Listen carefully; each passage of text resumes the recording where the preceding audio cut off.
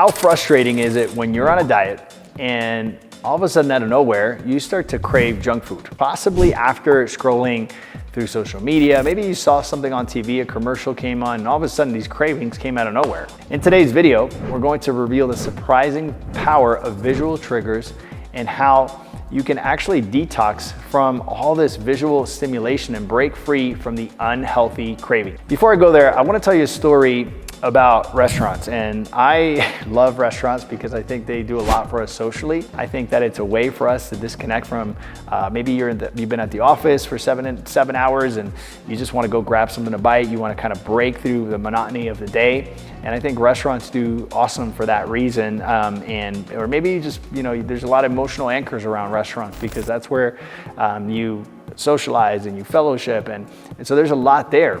But the truth is that when we walk into these restaurants, we walk into booby traps because restaurants have figured out a way to get you to buy as much as you can possibly buy off of the menu, right? And so they've actually created an environment that is very, very tempting, right? And so you walk in and you start looking around, and I don't know if this has happened to you specifically with Cheesecake Factory here in the United States. First thing you see when you walk into a Cheesecake Factory, to the left, what is it? The most amazing cheesecake, and it's usually in a fridge with a big glass window where you can see right through it. Now, have you ever stopped to think why they put that there?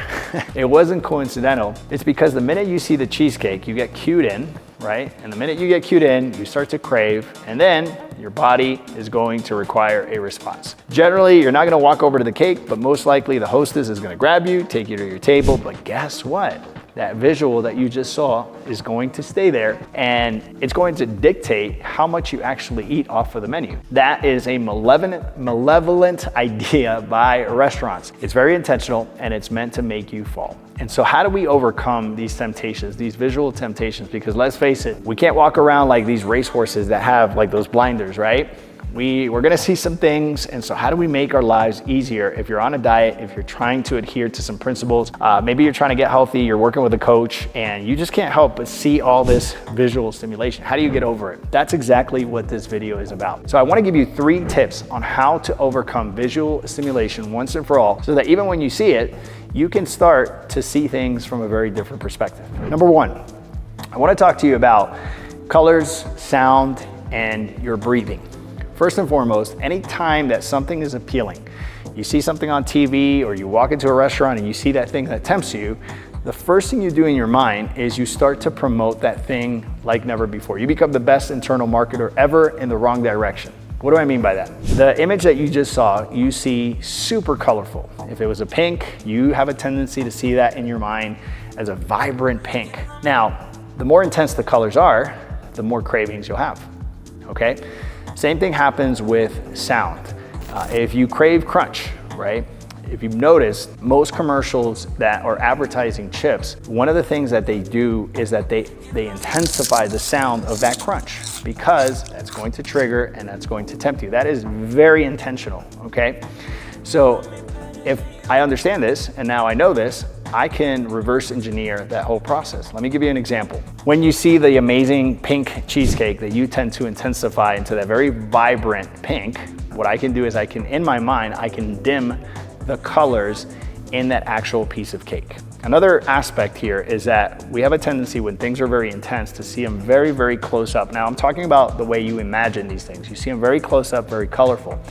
If I can dim the color and I can push that image away, it's less appealing to me, which is really, really cool, right? The other thing with the crunch, if some way, somehow, I understand which ear, right, has better hearing because one of your ears hears better. For me, it's my right side. I hear better through my right side. If you ask me the question, where did you hear that through? XYZ thing, I'm gonna tell you my right ear. That's where I usually, when I internally speak to myself, I don't know if you've ever done this, but you should if you haven't, listen and understand where you hear things the most. For me, it's my right ear. So if I can bring, in my mind, remember this is all just imagining, if I can bring that sound over to my left ear, the feelings or temptations lose power. Okay, so what I'm doing is I'm dimming these things from a color standpoint, from a sound standpoint, And then of course, if I can actually, in the moment of temptation, take a deep breath, right? I can inhale through my nose and exhale through my mouth, and I can do that 3 times in a row, I'm gonna be able to think a little bit more rationally versus having my mind sequestered by the images or the sound that's in front of me. If you're able to do this, you're going to lose the intensity and it's gonna lose the power over you, right? Which is exactly what we're looking to do, because we wanna reverse promote what is being put before us, right? This is the only way that you can become an internal marketer and actually market towards the things that you want to do, bring your things to fruition. I don't know if this makes any sense. I don't know if you've ever heard of this before, but if you try it, it is super powerful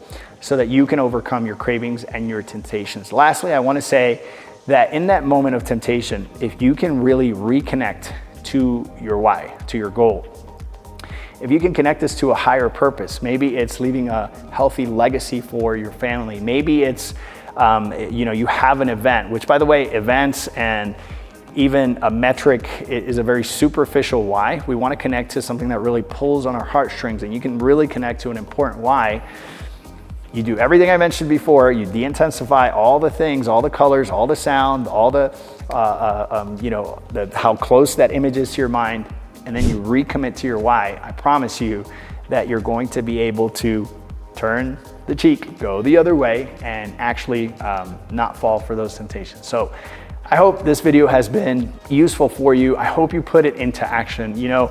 I always say this: if you listen to all this, maybe it makes sense. Maybe you really connect with what I'm saying here, but you don't put it to action, then you just wasted time, and we definitely don't want that to happen. So hopefully we'll put this into action. If we're not friends yet, please subscribe to this channel.